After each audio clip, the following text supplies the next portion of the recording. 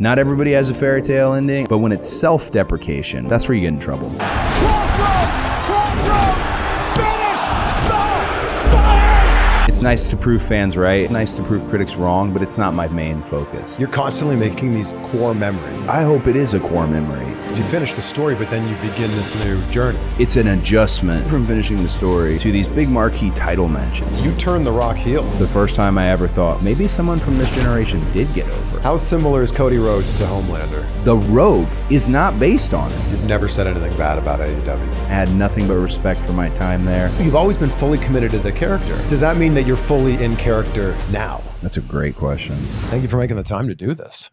Thank you. Are we doing it? We are doing Oh, we're live. We are live right now. Yeah. I like the bracelet here. Oh, friendship bracelet? Yeah. That's what they call these, right? That's what they call it. Yeah.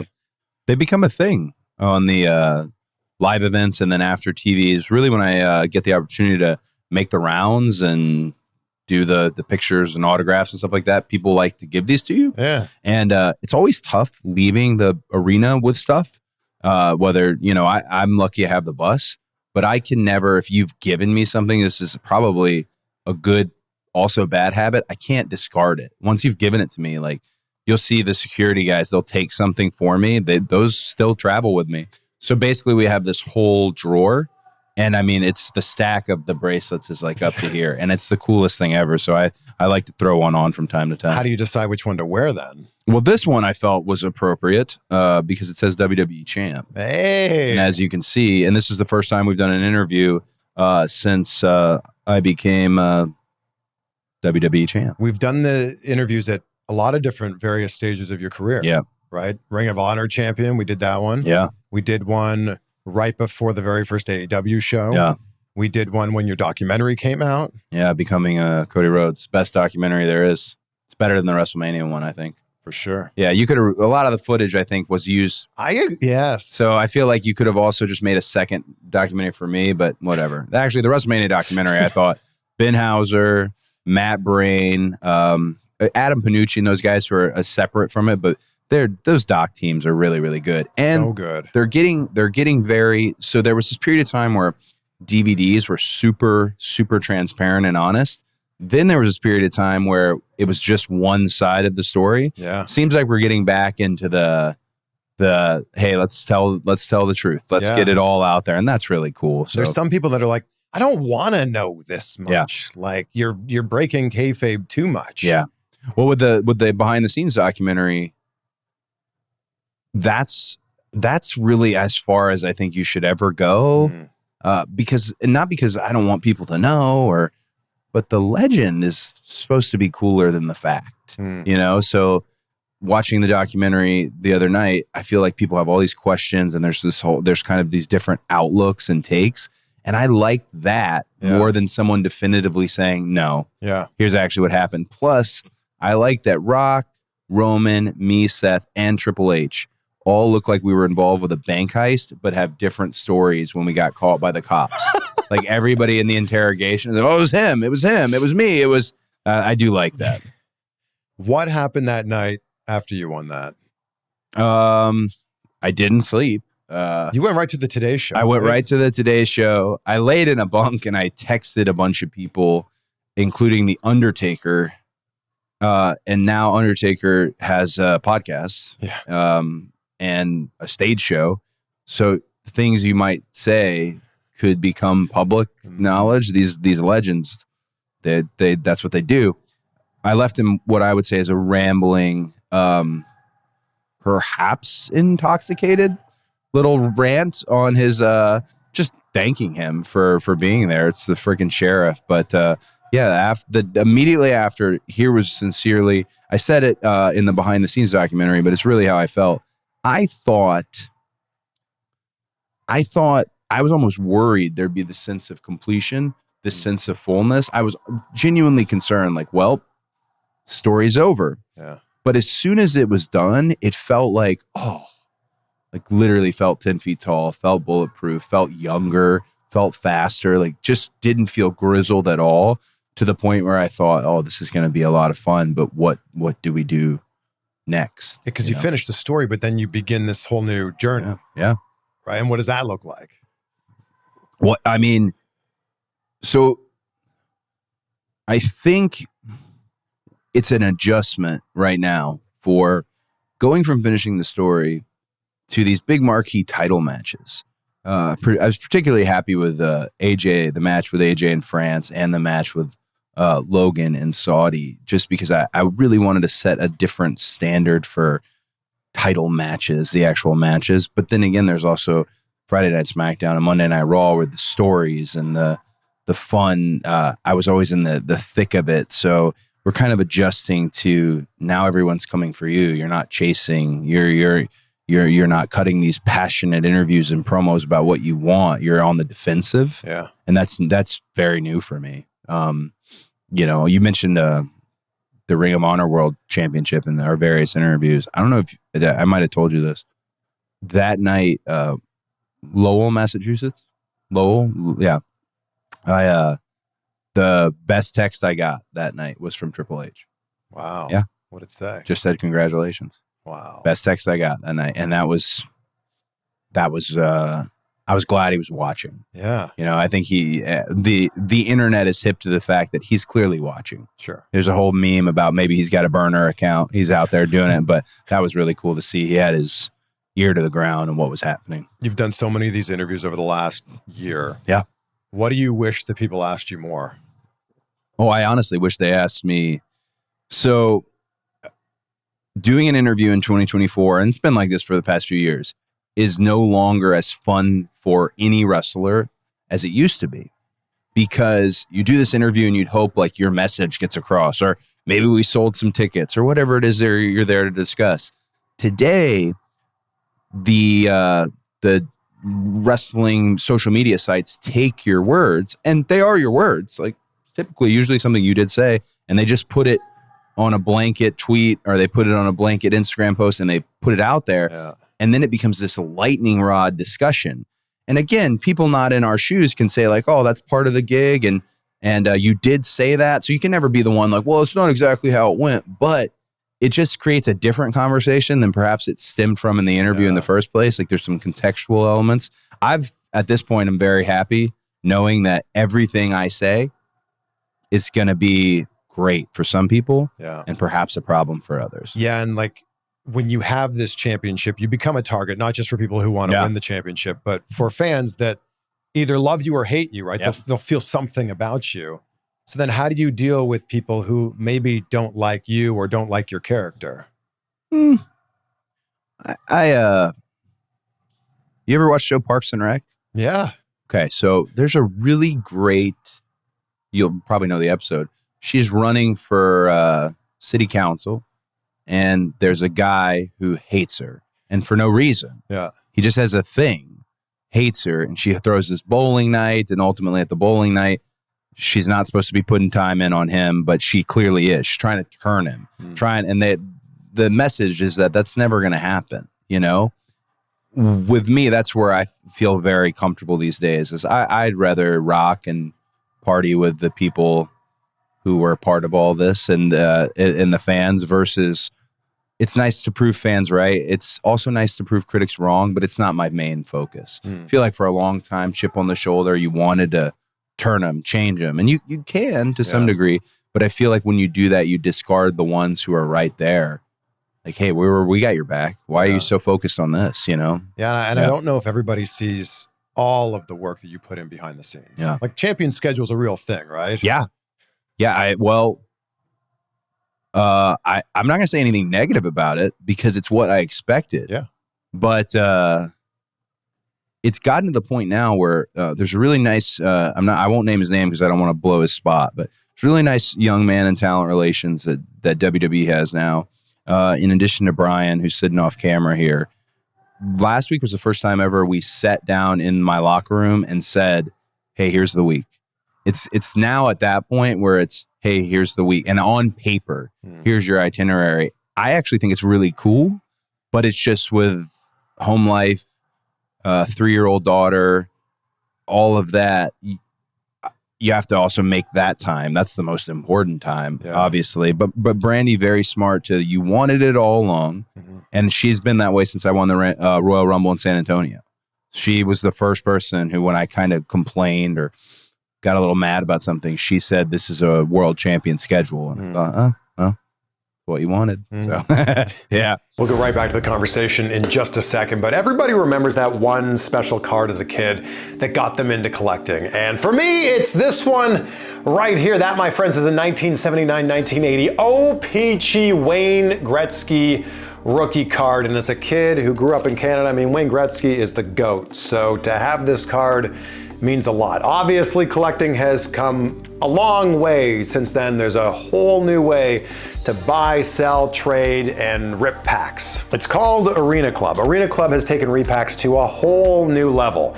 Introducing slab packs from arenaclub.com, the only repack that provides real value, a complete view of all possible cards, and clear hit rates for each one. I mean, think about it. Most of the time when you're ripping a pack, you're just hoping, like maybe there's a good one in here, I don't know. With Arena Club, they give you the actual percentage of the hit rates of the cards that you could possibly get in there. Grading is such a big thing when it comes to collecting cards, and I love the way that Arena Club does it. This is a Rey Mysterio rookie card that I got on eBay for $6, and their grading process combines AI and human grading. It's accurate, fast, and transparent with a full grading rationale there on the back that tells you exactly why it was graded an 8. So whether you're buying, selling, trading, or just displaying, Arena Club is the trading card platform that you have to check out. And right now you can get 10% off your first purchase when you go to arenaclub.com/CVV. That's 10% off at arenaclub.com/CVV. You're constantly making these moments, like at live events. You're picking somebody out of the crowd. Yeah. Doing the entrance with you. You're making these core memories. You want to know something funny about grabbing kids out of the crowd? Sometimes you see a body and you think, wow, that cosplay is great. That's perfect. I'm going to have he or she do the whoa with me. And then you don't realize, because maybe they're not standing on their chair, you don't realize that you just picked up a 15-year-old, like over 100 pounds. You know what I'm saying? Like, it's kind of a funny, you'll see my hands go under. I'm always assuming it's like an 8-year-old. Yeah. And then it's just, sometimes it's like getting a real big fish. It's like you're proud of it, but also it's like, oh man, I got to get you back over the rail. It's so funny. I don't have the best eye for it, but that's Do you pick them out ahead of time? No. Like during your entrance? Sometimes, so like Nia Jax is pretty good about when she's on the live events, and she's been skipping some live events lately, which I don't like at all. And Road Dogg needs to put her on the live events. Nia, she's good about saying, Bailey is also good about this as well, saying, hey, there's a kid out there. They're in X row. There's that. And that's super helpful. Not ribbing, actually. They find a good spot. But usually on the way out, I got a good head on a swivel, because now we're wrestling so much. The wrestling is never secondary, my gosh, but you might have that down to the point where you free yourself up to look around, seeing the signs. WWE has more signs now than it previously did. It's coming back, you know, and to see them and just have a moment with each person to thank them for being there for me and for WWE. Yeah, you're creating these core memories. Like, though that person may one day become WWE World Champion because of that one moment that you guys had. They have what if they have a podcast, Ooh. Yeah, they're coming after you. I know there's a whole generation of you. You guys are still the young, hot podcasting thing. You are, but there's a whole generation that's coming. Oh, I know. And they're going to have strong opinions about stuff that you're like, what? It's very much, so there's two fandoms in the world that love to eat themselves alive. One is the wrestling fandom. Yes. We love to fight and war each other until an outside celebrity says something mean about wrestling. Then everyone's on the same page. That's such a good point. Yeah. The other one that decides, no, we are just going to eat each other fully alive and cannibalize and be in our camps is the Star Wars fandom. And here's something that people have discovered from the Star Wars fandom. And I'm going to put it out there for everyone. The prequels were actually really good. Wow. Because those were our Star Wars. Those were the ones we grew up with. You're seeing You're people. You're going to get so much heat for that. So I'll get heat from your audience. But there's a whole, like, Hayden Christensen comes out and gets a freaking, a Monday Night Raw pop when he returns. Whereas had you done this years ago, that's my point, is that these young podcasters are going to come up and they're going to be saying things. I know. Because we have it at the school where we ask them at the Nightmare Factory, like, who's your favorite wrestler? And then it's a name that, like, what? Like, who? But you don't want to, that's who their people are. That's who their heroes are. Basically what I'm saying is we're getting phased out.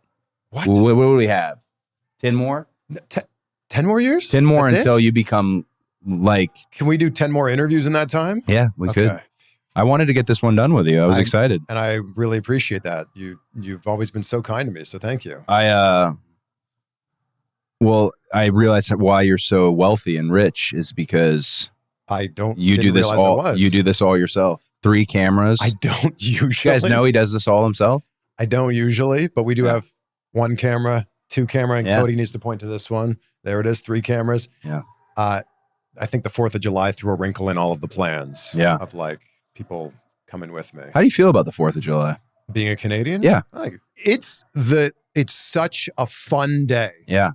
It's barbecues and it's parades and it's fireworks. Maybe they go on a little too long though. Fireworks till like 2 a.m. It depends on where you're at. Where we live, maybe even later. So, but what a day in the country, like or more in the South, those fireworks are going off for not just the 4th of July. Oh, same. Pretty much all week, the fireworks are had. That's like a thing we love. Yeah, July 4th is a special day. I've lived in America, and ironically, we were sitting in Toronto, Canada, as we record this. Yeah. But I've lived in America for 14 years.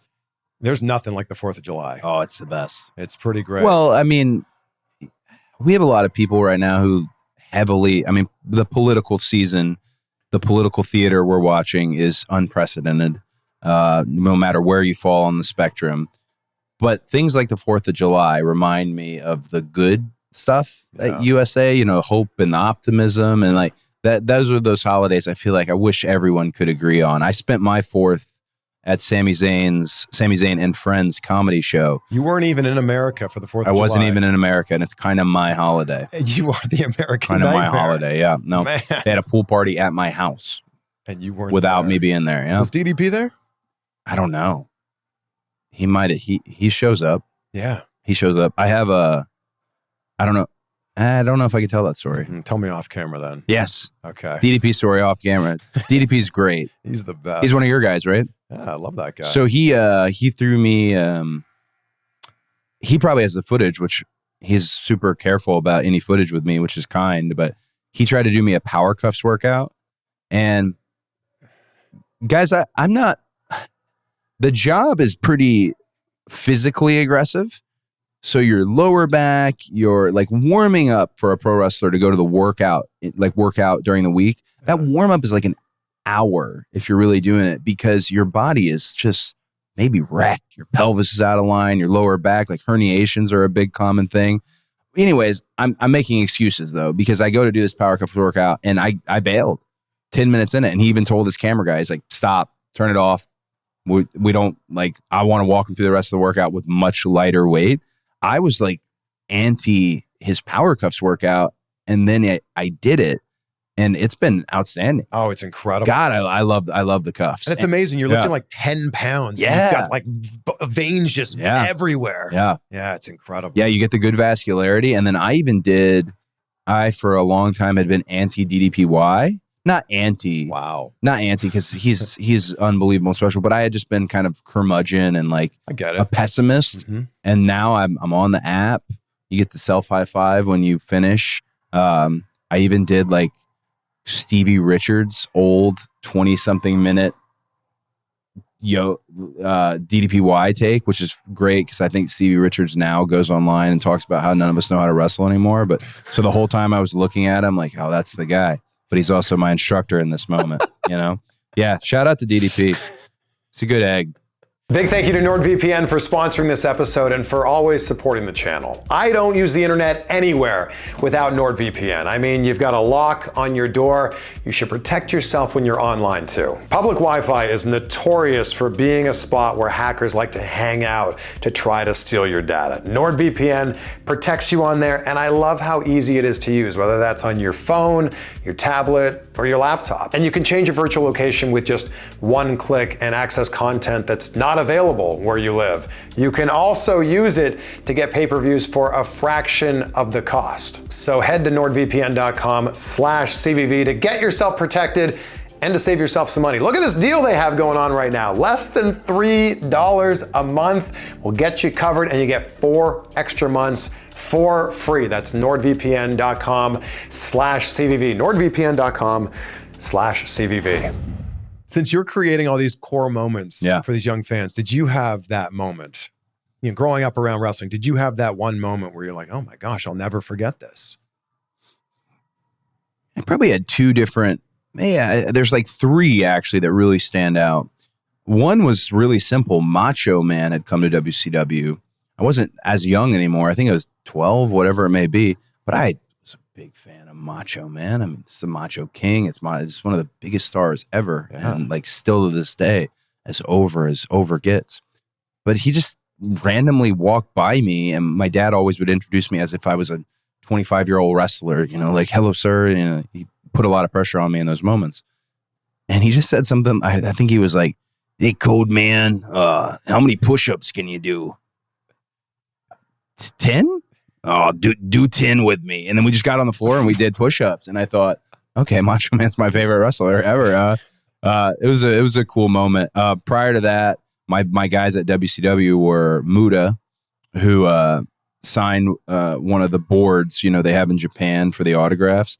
He signed one of those, and he still had the hood on over his paint.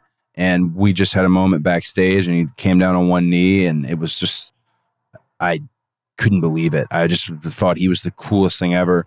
And then the big one was Sting. I'm sure he's probably remembers this. I'd just be like around the corner and like in the locker rooms, and just any interaction I could get with Sting, because he was the franchise guy, and him and my dad had a good relationship, and just he was my idol, young idol growing up, wanting to be a wrestler. Doesn't this make you hyper aware of every interaction you have with every fan? You know, whether it's 3 seconds, good or bad, that's their perception of you for the rest of their life. So there's like a lot of discussion on the stuff I do at the end of the night at these shows. Internally, I think people thought WWE has been really great about, hey, yes, it takes longer and we have to break the ring down 45 minutes to an hour later, but we like this. Yeah. It was kind of new to WWE. It's almost this thing that I took from the independent scene. In a sense, did it on AEW too. Yeah, just everywhere I go, stay till the very end. Stay till the very end. And if you kick me out, no problem. If there's a curfew, no problem. Like, that's fine. Drag me out. But I don't think of it that way. You know, like, I love that I hope it is a core memory. I hope people do have something that they remember. And selfishly, probably I'm hoping that I'm their guy. But I sincerely just really enjoy it. And it's not, you know, one of the things I think Roman Reigns called me political. And I thought it didn't shake me at all. Like, it didn't hurt, because I thought, no, it seems political. And maybe it looks political, but it's not. I just like this. You don't know how long you're going to have. You don't know how many spins around the earth you get, and don't know how many times you're going to be the kind of the North Star of the wrestling business. So I really enjoy it. So I started collecting cards recently. Yeah. I got this one right here. Wow. Who is this guy? That's a Cody Rhodes rookie card. Take a look at that. 2008, right? 2008 Topps Heritage. 2008. All it should say on it is Cody Rhodes is Dusty Rhodes' son. That's literally like the first thing it says. Filling the boots of the legend is at times hard to do, but that's what Cody Rhodes is attempting to do. Ooh. Though he struggled early in WWE, Cody was soon able to pick up his game and has impressive victories over young stars such as Charlie Haas and Shelton Benjamin. I believe this card is actually a popular rookie card. I think so. Well, the chrome version of it. Okay. Yeah. Which I also have. I have good feelings about this card because these yellow trunks in just this period of time is actually when I'll slide it back to you. Oh, yeah. So when I wrestled Daivari. And Daivari, who's a producer at WWE now, was the first guy, I'm not saying others didn't, who really wanted to help me. This is a Shark Tank infested industry. A lot of people say they want to help you, and they might help you to a degree, or they might help you for them, which is, again, I get it. You take care of the person, maybe you're wrestling at the time, whatever it is. But he really just wanted me to succeed on you're a young, hopefully, star for this company moving forward in the future. And it was around that time I had those yellow. It was like the first few outings were pretty rotten. And then I got into some settings with him and a few others where things started to take off and pick up, and I was able to show off that I'm not. They got me really early. Fundamentally, wasn't ready. Mentally, my gosh, far from ready. But I got to grow up in front of everybody. Wouldn't recommend it, but also it worked for me. Daivari was really helpful. So good feelings about that card. Right before that, and you talk about it in your documentary, you moved to Hollywood. You want to be an actor. Mm-hmm. You trained under Howard Fine. I did. I say that because my friend Brandon trains under him now. He's the best. He's a legendary acting coach. He's the best. Yeah, legendary. What do you remember from working under Howard Fine? I think day one, what I discovered with Howard, you get Uta Hagen, a challenge for the actor, and now Howard has his own book, which he teaches out of. Day one, I discovered, and this is going to sound ridiculous, how applicable his teaching was to pro wrestling. Wow. So much of the don't indicate. You don't have to point if you're trying to reference something over there. If you walk in the room and it's on fire, you're not expecting to walk in and it be on fire. He just had these really helpful, I always use this as an example. If somebody hits a brother in the back with a steel chair and the ref you can hear that. So these are the things, like, we can't do that. Like, there's a suspension of disbelief to wrestling, and it needs to be the same level the big artsy mediums have. And that just Howard's class was super helpful. I kept thinking, this will be helpful for my wrestling career when I start that, which I should have just not taken the time. I'm very grateful for Howard. I had nothing to do in LA but that. I was grateful for the fact that he's not just teaching you acting. He probably hates this term, but that weekly class is very therapeutic. You have to look inside. That's what you're putting out on stage, you're putting out on film, whatever. You have to be emotionally aware and connect. And a lot of people say they want that, and then realize when you strike a raw nerve, like, ooh, I don't know how I feel about that. And that's hard to be part of. But he was very helpful as my acting coach, and I'd say even as a wrestling mentor. And he may not know that or have ever heard that, but super helpful to me there. When you were there, you were still thinking about wrestling? Yeah. So you weren't all in. Yeah. So there's who was it? Was it Chicken's book or my dad's book? Maybe it was Dustin's book. I don't know. Did Dustin write a book? Yeah. Either way, there was I think it was a media interview he did. He said something like that I didn't want to be a wrestler.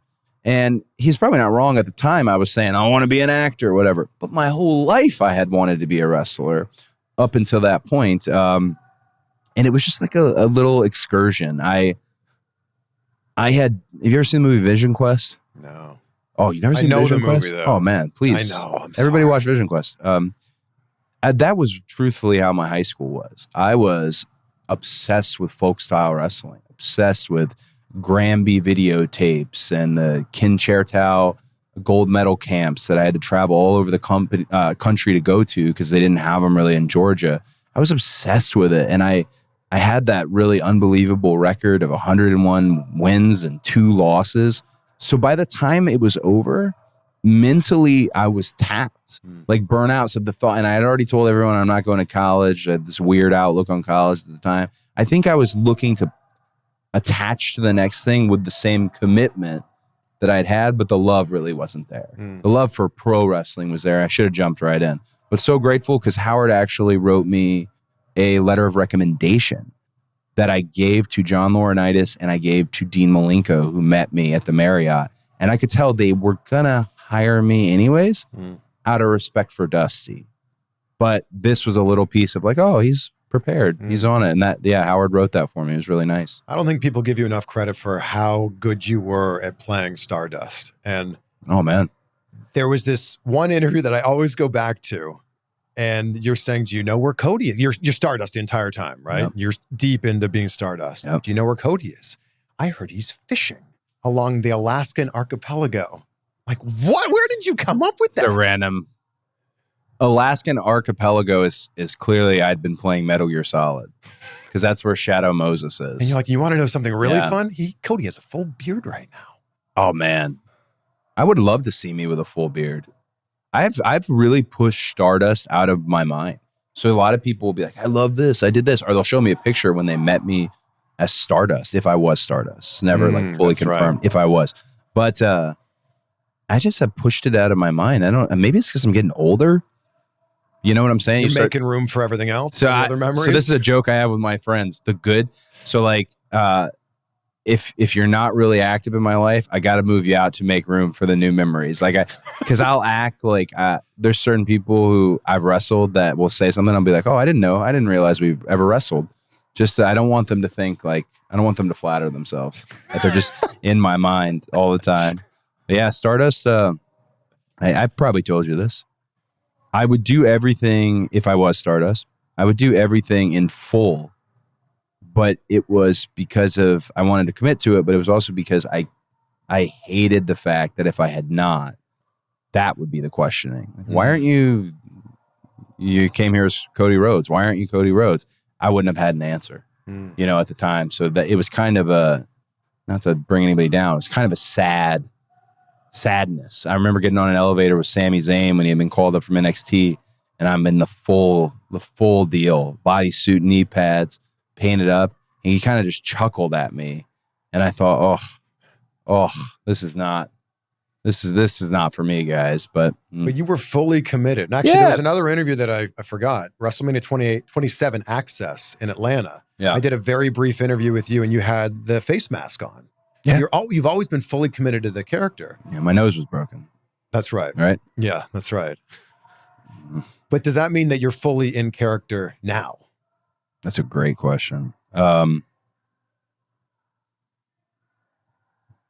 would hope, and again, I don't know if all wrestlers are as aware as we'd like to be about how we are in a group setting, in the world not revolving around us. I think once I left WWE the first time and went out and did my own thing, I think I kind of ceased to be a character and just accepted the fact that present yourself. Now present the self that you want to be. That's where the suits and stuff came from. Present yourself, but be yourself. And it's actually so no. I don't feel I'm in character now. But it's something that I've kind of lived and dreamed out loud with my career and what I want, stating, here's the goals at the end. As shocking as it is to say, sometimes I wish there was a little bit more of a character that I could hide into, because it feels like, again, like we don't even have to, you have questions. You don't have to have questions because you know me. Yeah. It's a scary thing that like the world, like that doc that just came out in my own documentary, part of that's a little intimidating. The world they know you. Yeah. They have a sense of you, and they can wrap an opinion around it. And it's just, again, being vulnerable and being out there. It's the wrestlers I grew up loving, the big bombastic, loud talkers and bright colors, and you didn't know who they were. With me, the individual that caught on was me. And that's it can be a burden in addition to being amazing, but it can be a burden as well. Does Brandi ever go, maybe not so much? Maybe we could pull it back a little bit. Oh. You tell the people a lot. You let them in a lot. No, she's really good about it's wardrobe a lot. She's really good about wanting to protect me. And we've been, ever since, in the last 2 years, the wrestling business, and knock on wood, hopefully it stays this way, wrestling business has been on and up. And it went from like, you'd meet wrestling fans out and about and it's cool and it feel good, to now it's aggressive. And it's just great. It's a great complaint to have. And it's just, the fandom is so big. So she's really good on kind of keeping me covered up with family time. But the funny thing is she got a big purple piece of hair. You know what I'm saying? Like she stands out like a sore thumb. So she's just a dead giveaway anyways. But to me, it's the greatest complaint you can ever have, that that you have people who want to say hi or meet you or whatever it is. It's the best thing. It's the whole reason we do this. Brandi was in the crowd at WrestleMania 39. Yeah. WrestleMania 40, she's by your side. Mm-hmm. What was the decision to have her come out with you at 40? Everything wrapped around that you got to kind of relate back to or credit back to Triple H and Nick Khan and Bruce Pritchard. They understood there's a difference between, hey, I want to get my buddy on the show, or hey, this is, a friend, but it's really a niche market that might understand it. They understood what I was just telling you earlier, that this has been lived out loud in front of them. She's a huge part of that, a massive part of that. She's not a stand behind you type. She's a stand next to you type. So it was very nice that they wanted that to happen. It was even more special. I was touched how great the wrestling fans were to her. Because I think if you're around the business long enough, you get, you look at your social and stuff, you look at things in a vacuum, you have peaks, you have valleys. I don't think she remembered how cool they can be as an audience. And that was really nice to hear the reaction they had for her. This is a really, to me, it would be my favorite entrance ever. And it's very simple. There was the prelude, Brian Fathom to Mario at WWE, helped get all that together. There was this prelude music that they let me pick, and then to Rise Up, and Jason Baker, who developed a lot of the stuff for The Fiend, had come up with making the tattoo an actual mask, and he did a mind-blowing job. It's my favorite entrance ever, and it's very simple. Yeah. It's very, minus the pyro, it's relatively cost effective. It's relatively minus the pyro. Yeah, that pyro is where you run up the bill, Did you think that the first promo where you really got emotional, did you think, as you were thinking it through, maybe writing it down, did you think, oh my gosh, like this might be difficult to like say a trigger point? Yeah. Well, I mean, I don't know if it's unfortunate, but maybe I unfortunately have gotten emotional on a lot of promos. And I am well aware it is not everyone's cup of tea. But again, goes along with 100% what I was saying to you. Like, I've lived this out loud. I'd be false if I wasn't actually emotional. What will happen is I'll put something together in my mind. Oh, I'd love to say this. I'd love to put this. Or I'll write something down in my notes. What will happen is when you write it down, it's just paper. It's just words. You don't look at it at all. And then when you start, if you are wanting to start just kind of doing your promo out loud, start saying it. Yeah. That's when you know, ooh, that could be a problem. Yeah. And I've never had anyone try to produce me for that, which I'm glad, because the emotions you'll get from me, good, bad, ugly, indifferent, sobby, whatever they may be, they have to be real. If you find someone who's like, what if you could cry here, or maybe some fake, again, it goes against everything Howard presented, it has to be real. So all the emotions that you get from me, there's a whole online sect of people that hate the lip biting and the fighting the emotions, but that's what it is. It's real. It means something to me, Do you think The Rock crossed the line with any of the promos he cut on you? Depends on what line. When you're the director of the board, you can do whatever you want. The show is not going off the air, and no one's getting fired if you do something that's a little outrageous. That gave him free reign to develop and enter into the final boss, what he is. You turned The Rock heel. Well, what happened with The Rock at WrestleMania 40 is the first time that ever made me feel like, first time I ever believed in my own hype. It's the first time I ever thought, ooh, maybe someone from this generation did get over. Because to me, I tell my students, I tell people all the time, nobody today is over. Because you hear over all the time. And to me, over is you can't step a foot out your house without cameras, without a moment. I just have a loftier opinion of over. John Cena is over. But it's the first time I thought, ooh, maybe that's happening. Line-wise, the only line I think he crossed was he made my sister Teal non-canon, because he mentioned that I had two other siblings, and that being Dustin and Kristen, who are from my dad's first marriage, which is, you're not wrong. Yeah, I do have them. And he was explaining, it's when he called me a mistake. Yeah. But he made Teal non-canon, and Teal is like the closest I have. This is my original best friend, you know. So that was a little. I felt bad. I felt bad for her. I feel Mama Rhodes is a person who never wanted to be ever on camera, and now is got a security guard in Heathrow Terminal Airport. You know, like she's. So if he thought that was a line that he was crossed, I feel maybe it actually backfired because she's now a part of it all. And he made a Cardillo weight belt with her name on it. Yes, he did. And it's in so many pictures that will live forever. He's holding it it's Mama Undertaker Rhodes. is choke slamming him. So I was looking at this the other day. There's going to be action figures. There's going to be, I don't know if he's, that belt too, my actual blood is on that belt, which is a strange thing to keep, like as like a token of whatever happened. But yeah, he made Mama Rhodes a part of the show. I shared this in some other interviews, but I didn't really think I wanted my mom involved, and I didn't consider a line to cross because we're from a wrestling family, but I'd always assumed she wanted nothing to do with it. So like AEW, for example, Arn Anderson was with me. Here's someone who's linked to Dusty, but not Dusty because we can't have him.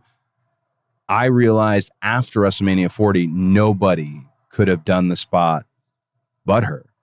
Like, yes, she did that. Her not wanting to be part of it was what also made it like, he's not here. You gotta, you gotta fill in. And man, she did more than fill in. She got a whole pop for herself in Scotland and stuff. So I don't think Rock crossed any lines. And I feel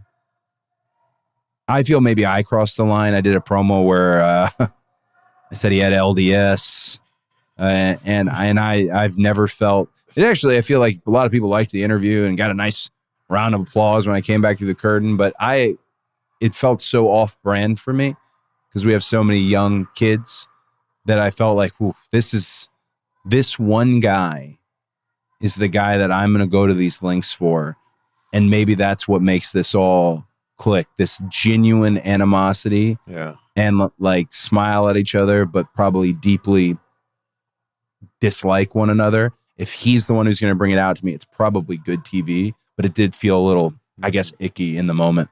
Will we get a payoff for what the gift is that The Rock gave you? Do you want to know what it was? Of course. What's your guess? I don't even know. I don't know. It's something small, right? It has to fit in your hand. So, will you tell me off camera? No, I mean, I feel like maybe it's his story to tell, but here's what it is his story to tell, and he's one of your boys. Is he? So, yeah, you've done red carpet interviews with... I've done a lot of interviews with him. Yeah, I'd say he's one of your boys. He gave me parenting advice before I had my daughter. I would have liked that, but him and I ended up not liking each other. Yeah. It's very important that whenever I talk about The Rock, and I feel like I've talked about him a lot, people have a lot of questions about him, things of that nature. It's very important. He is my boss, which he's not on the ground as much, so you don't remember, but he's my boss. He is one of the biggest, if not the biggest name that ever came from pro wrestling. I mean, there's an argument. Some people don't even make the argument. If you're looking at your Hulk Hogan's, your Austins, Rocks, he's a Mount Rushmore wrestler. He then went on to be the biggest star in the world in terms of film in Hollywood and a modern action hero when we needed one. If Rock decided today he's going to run for president of the United States, my gosh, he would win in a landslide. He's just one of the most recognizable people on the planet.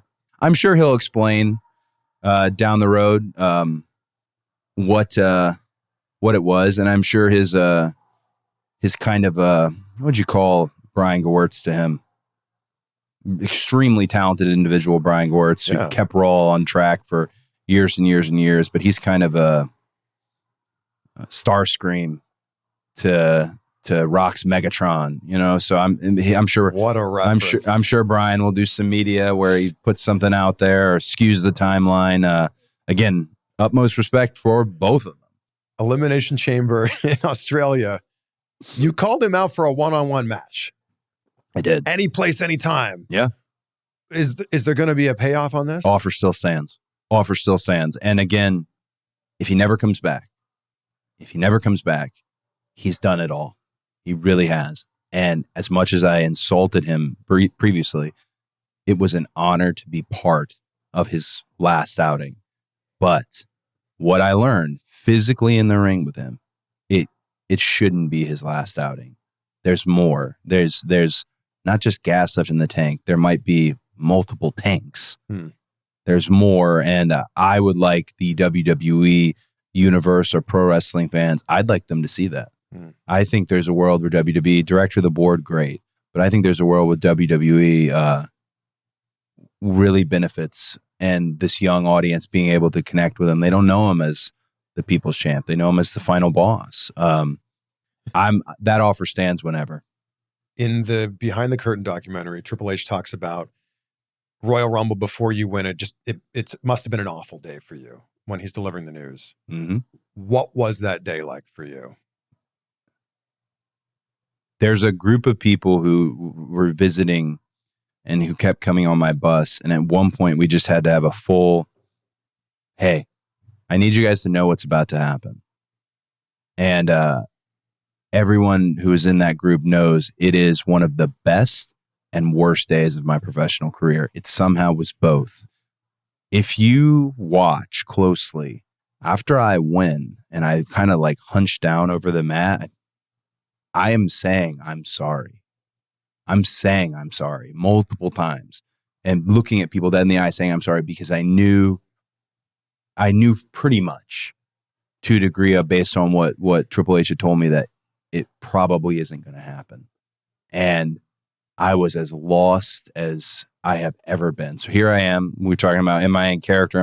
I had lived my life to finally find myself, finally have all the utmost confidence.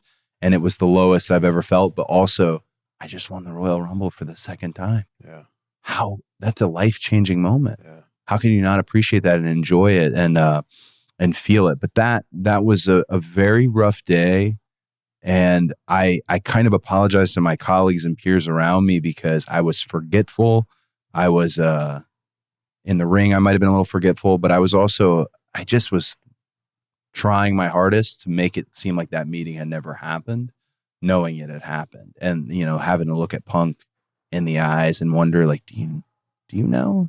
And I never had this discussion with him, do you know what's happening?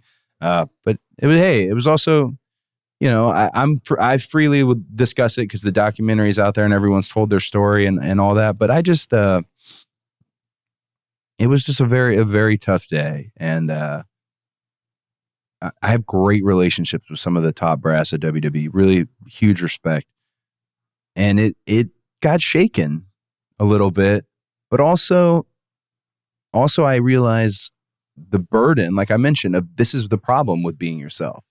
You can't not sell this. You can't not hide this. Like if you were playing, the astronaut character, so it's a different thing. The astronaut character is winning the Royal Rumble, but not wrestling at WrestleMania. Yeah. In this case, I felt like I took it personally, and it was a nice reminder not to take anything personally in wrestling. And if anybody I've worked in management, I've done this, I should know that more than anybody. So I had to walk out of that room and not take it personally. So what do you credit this to? Like, how did this come around? You went from that day, knowing you're going to win the Rumble, but knowing you're not going to wrestle for that championship.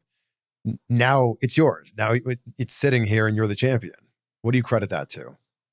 Well, I feel like I was going to eventually beat Roman for this title. I feel like that was something that was going to happen. But like I even said, maybe not at WrestleMania. The reason it's sitting here now and the reason it went through differently is solely because of pro wrestling fans, right? Yeah. I told them, and now they know the truth. I told them that night on Raw, like I had a unique weekend, and they'll never know how much I needed them. I feel like I never say to myself that I'm doing a lot for fans. To me, it's what you're supposed to do in general. You're supposed to give them everything you have. But it was one time where I kind of thought to myself, like, man, after everything I've done, like, and I didn't need to feel that way because they felt that way. It was like you saw literal people mobilize, like, F this, we're bringing signs. We're going to paper the crowd. Like, we're going for it. Like, we're not going to let this stand. And I thought, oh, that'll last for, few hours, whatever it may be. And then by the time we got to that first Raw after the handoff moment and the crowd was doing what they were doing, there was just a magic in the air. It's like I said, it's the first time I thought like, oh, okay, maybe I did do all right. Maybe I connected with them to the point where they want to see this finished and ride with me on it. And it was just, I credit it all to pro wrestling fans. I mean, genuinely, they're just all fans of what we do made this get there to the end. What do you remember about the photo shoot that you did for WWE Magazine 2014? Oh, you're on the cover. Nice. Future of WWE. First of all, did you know that that's what the photo shoot was for? Yep. So we're in a V formation, right? Yeah. They made Evan Bourne look bigger than me, which I always thought, I don't love that. I was added last minute to that photo shoot. But I thought it was all the champions. No, it was the future. Oh, that's right. The future. Yeah, you're thinking the champions, there's the infamous champions photo. Well, yeah. Let's talk about we'll talk about that one next. But the actual cover shot. Yeah. It's just you on the cover, right? Yeah, I got No. Isn't there a cover? No, there's one with the future WWE and it's like DiBiase, Morrison. Let's look it up. I don't think I ever got all the world's information. I never got a standalone cover, I don't think, early in my career. Let's see. No? No. But you'd know better than me, right? I did have one with Ted Jr. that was on PWI where they were debating on who was going to be next. Maybe they just like cropped you so we can see this. I don't know. This sure looks like Cody Rhodes, the future of WWE.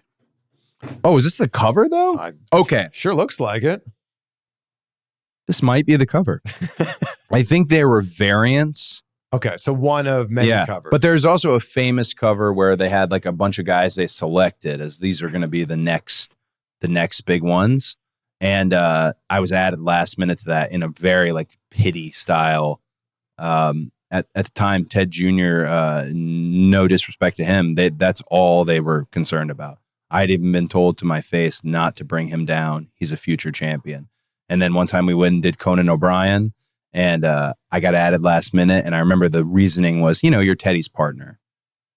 Okay, thanks. So it was always a situation like that. I didn't feel, I thought it was really cool. My mom has that magazine with all of us in the V formation, Kofi's in there as well. I thought it was really cool in the moment, but I felt like I was just added, and then they made Evan Bourne look bigger than me, and I didn't love that. But you didn't feel like I made it. Of WWE? No, I didn't feel like the future of WWE at all. I felt, when you're young and doing all the dumb stuff I was doing, I feel like some days you think like, yeah, it is going to be me, and then other days that the business is a way to beat you, and this is everywhere, beat you down, where it changes you, where you start to say stuff like, oh, well, I'm okay just being the tag champ.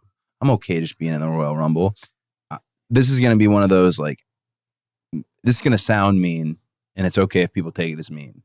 When I was at AEW, a lot of talent would tell me, I'm not interested in being world champion. And I'd just say something polite and move on. In my mind, I wanted to be like, get the F out. You are useless. That sounds so mean, but like, this is a competitive industry. Yeah. Maybe not competitive in the ways you see it. Maybe it's not the physical competition that it's presented as. Maybe there's other areas, but you should want the most. At least that's how my mindset is. You don't want to be the best. Yeah, like you no want one goes to the Olympics and goes, I'd be okay with a bronze. Yeah, so like I'm here, I'm good. You go, you play the game. I was the famous was Herm Edwards, where you play the game to win, whatever it was. Yeah. And just I think I had to a degree gotten beaten down or beaten myself down to where I started to say things like, well, it's great money. Well, it's this and that. And that's just, something's wrong when you start talking to yourself that way or talking to your friends. And I get it. Not everybody has a fairy tale ending. I get it. Sometimes hard times and life pivots and deviates. I totally understand that. But when it's self-deprecation, when you start to not be your biggest supporter, that's where you get in trouble. Mm. This Cross Rhodes you gave to the security guard recently. Yeah, crazy. Is that the best Cross Rhodes sell of all time? All I know about it is the kids train at the Monster Factory, which Danny Cage at the Monster Factory. I have to hear about the Monster Factory on a regular basis because my used to be best friend, now I'll say close friend, he's out of the best slot, QT Marshall, was trained at the Monster Factory and trained people. Wow, who like slid into the best spot? Right now it's up. It's up for grabs. Wow. It's up for grabs. Okay. Yeah. Because he's interview into like goes. bodybuilding now. Maybe I could slide in there. Yeah, get in. Wow. He's okay. into bodybuilding now, and he's doing this show that's coming up, which I sent him a box of cookies as kind of like a hey, don't blow it right before. This guy. He's into bodybuilding, but so like Billy Gunn's become his guy. So Billy and I are at odds too, because that's Billy's your boy or whatever. So he's a good friend. But I hear about the Monster Factory on a regular basis. If anything, that was a testament to the Monster Factory, because I can tell, depending by where somebody puts their hand, what they're trying to do. Okay, I can tell, and brother was going for a header. Last person. There's been a few, but like Ibushi was somebody. I'm like, man, you're gonna kill yourself here, bro. You don't have to do it that way. But yeah, it's up there. I still think the best Cross Rhodes of all time is the Shield versus the Rhodes brothers with Seth Rollins, because something about it floated, and it literally felt like it was the energy of the crowd that night in Buffalo. Boom, boom, boom, and then when we hit it, we moved. Worst Cross Rhodes of all time is there's a wrestler. Do you know a wrestler by the name of R-Truth? I've heard of him. Yeah. R-Truth. He was not one of the young guys that wanted to help me. Like we talked about how great Daivari was to me.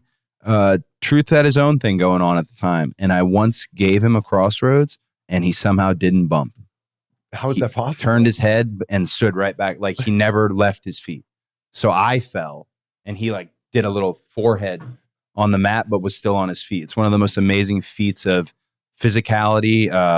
Defies physics, defies a lot of logic and law. But I stood right up and ran at him, and he hit me with what was called pay dirt, and then pinned me. Didn't hook my leg. How do you tell someone to take it? You kind of cock it, right? You kind of cock it and then you roll with them? Yeah, a little leggy to the left, we go to the right. Little leggy to the left, we go to the right. Leggy to the left. I had a dude one time go the wrong way on it, and I screamed the F word in the ring, and I got fined. $1,000. So I was like, all right, we'll just tell people from in the future. How similar is Cody Rhodes to Homelander? Dude, I love. I feel like you're dressed a little like. So I love the boys. And I've loved it before it became this. We just got into it, my wife and I, the last few weeks. It's phenomenal. It's perfect for the time, because you're seeing takes on superheroes like Invincible and the Guardians, and where you're seeing Deadpool, of course. We're seeing them in a different light. And the boys was one of the first in terms of graphic novels that was doing something. Hey, that's cool, that Spider-Man comic, but check this out. I remember a guy literally explaining that to me. However, with all the love I have for the boys and his performance as Homelander, the entire cast and their production is first class. They are what a production. The robe is not based on it. The robe is based on military dress uniforms. It's the little bit of scales, the gold, are on my bigger robe that has the eagles. That is like, and of course the blonde hair.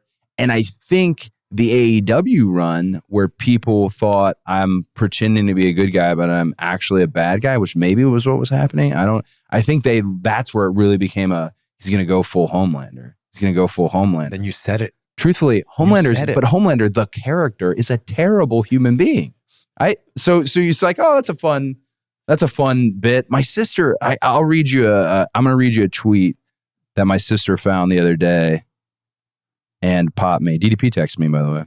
Hey, what's up, Dallas? Hey, D. So it was a tweet. So sorry. Please. This is very lofty in terms of my parallel here. It was asking Cody Rhodes to turn heel is like asking Taylor Swift to only do club gigs. Sounds cool and underground, but you'll be derailing a whole industry. Okay, obviously Taylor Swift is the biggest and brightest and most awesome thing on the planet.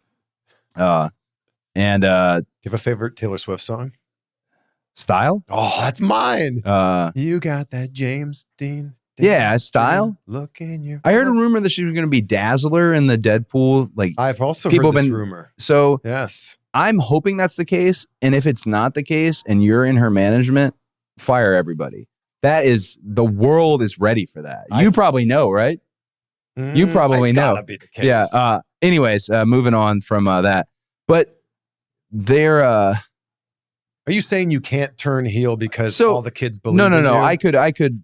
You can do whatever. It's just, and WWE is such a hot ticket now. It moves on. It's great to have a quarterback, great to have franchise players or top stars, whatever it might be, but it's going to move on with or without you. Someone will fill that spot. But it's not. Social media for pro wrestling is very important. And you'll hear people try to say it's not important. You'll hear people say they're just trolls. They're not. I think you need to know what a troll really is. This is a real person.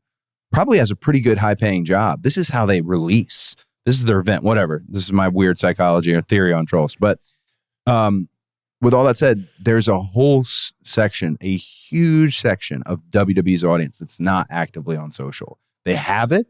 They do stuff on it, but that is not their bread and butter. They're not dictated to by it. Whereas some of the other independent and smaller promotions are dictated to by social. So we have to always look at it and go, we want Cody as a prime example. Is this social media or is this bigger? It only became bigger when we showed up in that arena on Monday and they started chanting it in real time. That's where you know the difference between a fad, between this thing and something that, okay, this is a wave that's far, far bigger. It could happen for sure. I just don't see it happening. And I just don't see it happening. It feels to me a lot like why John Cena never turned heel. It's like, how can you do the Make-A-Wishes? How can you make these core memories for these kids at live events? How can you be that guy when you're a bad guy? He said something one time, and I'll probably paraphrase it or screw it up, but he said, if you want me to turn heel, then to you, I'm already a heel. And I thought, oh, he said, he was saying, like, I don't need to turn heel. If you're coming here and booing me, and if you're doing the Cena sucks out of the let's go Cena sucks, then I am your heel. And I thought that is fairly accurate. It also paints your opponent. That's how we'll know, like, is your opponent any good or are they just your opponent? And maybe one of the things that made him and Punk's rivalry so good is Punk was just on that. He was on that level. He was in that rare air where it wasn't just let's go Cena sucks. There were CM Punk chants too. But when he said that, I thought, yeah, that's true. To some people, you're already their heel. They already have decided, like the bowling thing with Parks and Rec, that some people aren't changing their minds. So to a degree, I probably am a heel to some people or a bad guy. You're just really, it seems like you're really dialed in. Like you're really hyper aware. Like you're very self-aware of who you are and also how you're perceived. For sure. And perception is such a huge part of what we do. But I'll give you a prime example. If I'm a heel to you because I wear suits, if I am a heel to you because I wear suits and try to expand my vernacular and vocabulary, that's fine. I'm good. That I'm not trying to fix, because that's like real, I don't know, mediocre energy. You know what I'm saying? I'm turning heel as this interview goes they're on. Looking for a reason to not like you. Yeah, there's going to be one. He sounds like a politician when he talks. Yeah, it was, and when they said the politician thing, I said, great, understood. You're thinking we're making promises we can't keep, but all these promises and things you hear about me doing, I make sure. And this guy over here makes sure we get them done. So you're really good about, you'll see a tweet from someone who's like, hey, I can't, I was supposed to go to this event and I can't go. Or they said they would give me tickets and it didn't happen. Or could you sign this thing? You're so good at connecting with the fans and making those moments happen. Why is that so important to you? Well, the original All In is the reason that I will always support social. We get in these modes where it's like, hey, it's the worst thing ever. It's a cesspool. It's all negative. We like, especially as you climb the ranks in the pantheon of entertainment and podcasting, your critics rise at the same level that your fandom rises. But because that was something that was born of social media, I forever had a respect for the power and the positive side of social. Hey, this one guy saying we couldn't do something, I'm going to tell you we can do it. And then it, turned into a whole franchise. So I always look at it that way. I always look at it as it's worth it to make contact with that person and see if there's something that you can do and they can do. And I have to be very we always paint it as if it's me. Look, I did this. Like yesterday, somebody's ADA tickets got screwed up for Scotiabank. I flagged it. Sure, I pointed it out, but there was a lot of other people. The market reps at WWE, like Scalise. There's some amazing people. Greg Domino, who was just in here. They make it happen, and it's very nice that they give me a little bit of the credit. Cool, okay, yay. But the WWE team is really big on fan service, big time on fan service. Through all of this over the last few years, you've never said anything bad about AEW. Yeah. And you've never said anything bad about your time in AEW. Yeah. You want to change it? Say something bad? Well, why have you taken the high road?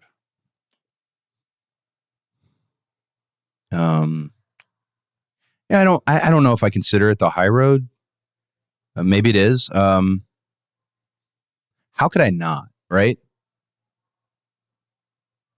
How AEW ended was terrible, really. And people are going to write books later on, and these stories are going to get out there, and then it's going to be a whole new ball game. But the actual experience and everything we did, I mean, and you're included in that. I'm in this Miami hotel, and we did our interview. Yeah, I was on the first episode. Yeah. Dynamite. So the actual... I remember tracking you down backstage. You're wearing a beige trench coat. Yep. And I'm like, am I going to have an IFB in my ear? And you're like, I don't know.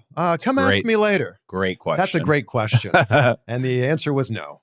Yeah, no. The answer was, during the commercial break, we're going to shove you out there and someone's going to point at you. Yeah. Good old fashioned, just these type cues. And I was like, oh, I'm on. Okay.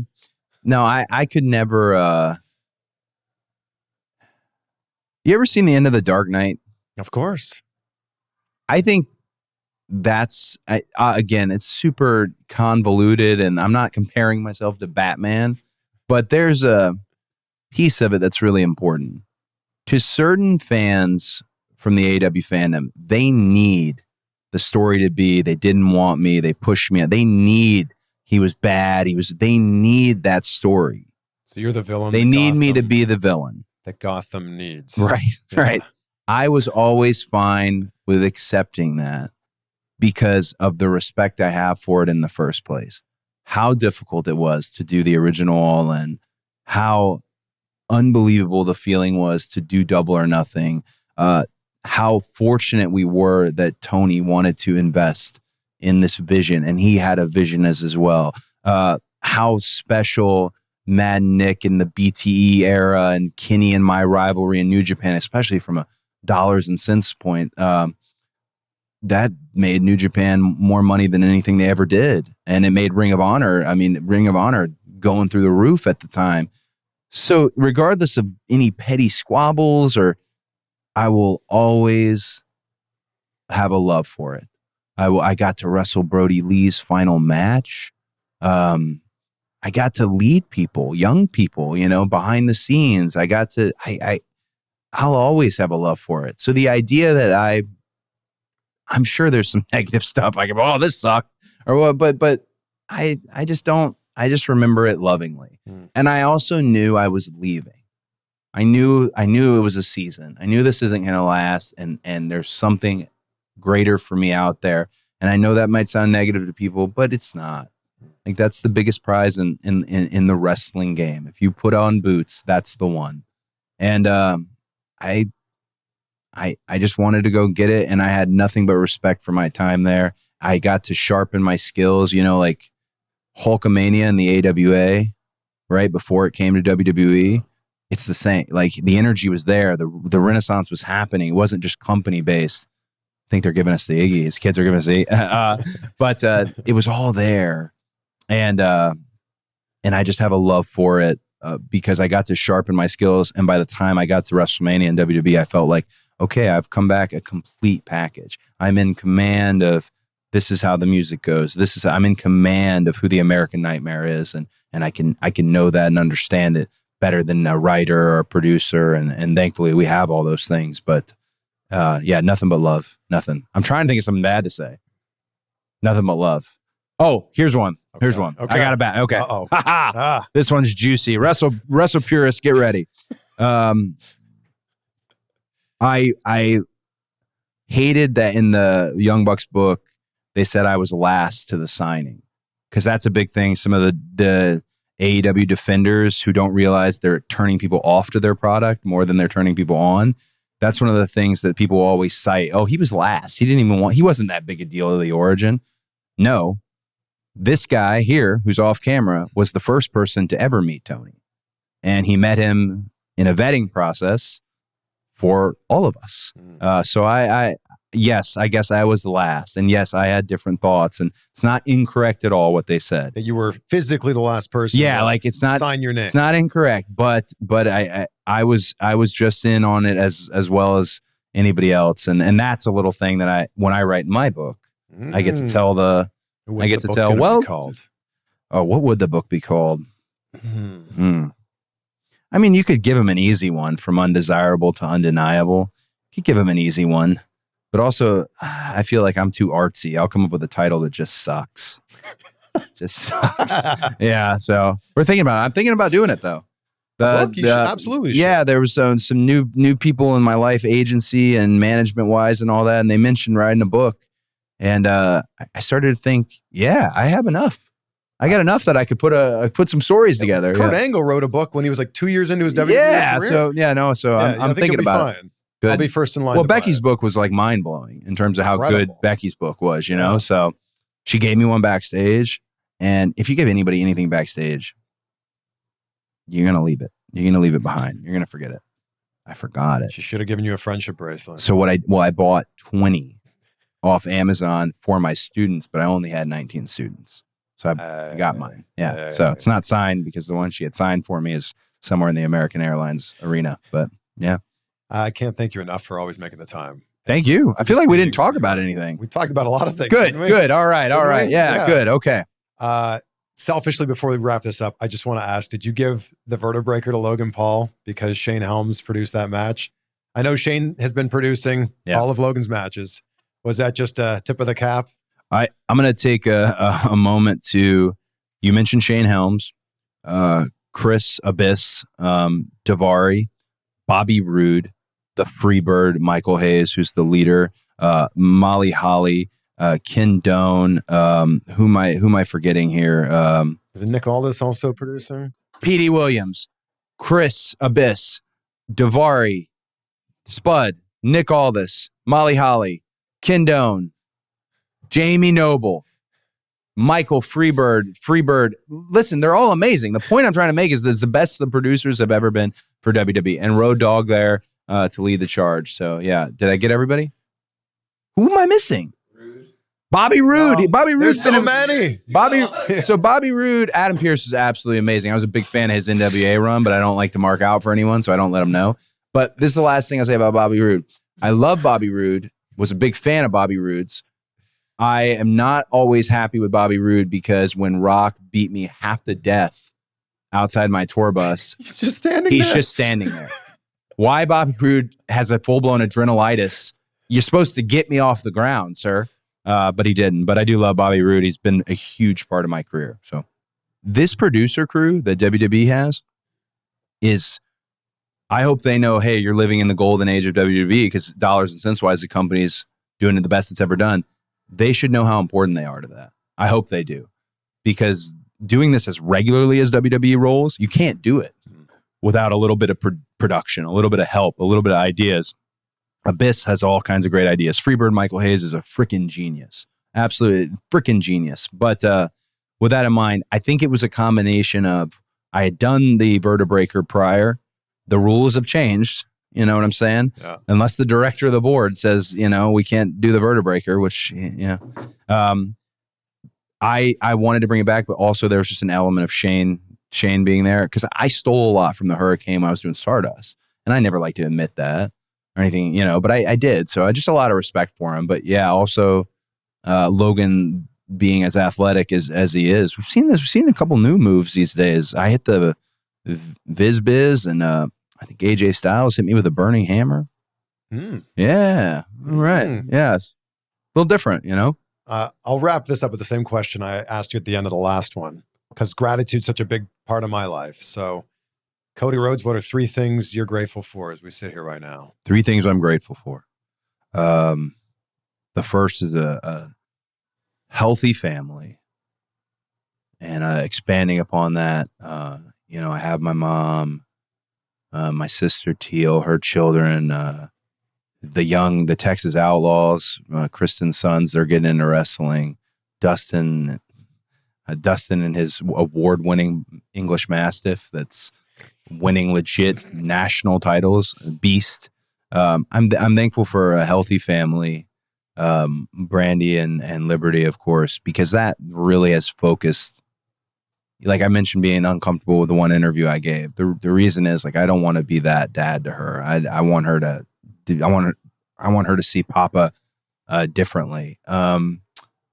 So those number one, healthy family. Number two is no doubt the WWE Championship. I told you I kind of beat myself up so much I started to think it won't happen. This thing I always wanted, this thing that I'd be offended if someone didn't want, all this. And here we are, we're living in it. And the third thing I'm incredibly grateful for is the opportunity to take this situation, the story that people thought, oh, it's finished. The opportunity now to remain interesting, and the opportunity to present the title completely different and set a completely new standard and new tone. And that's here and now. It's taking place from this moment to, who knows, WrestleMania 41, WrestleMania 42. So the opportunity to try and get this as high as it's ever been. You're the best. Thanks. Thank you so much. Appreciate it, man. We say anything controversial that later I'm going to be like, I don't know.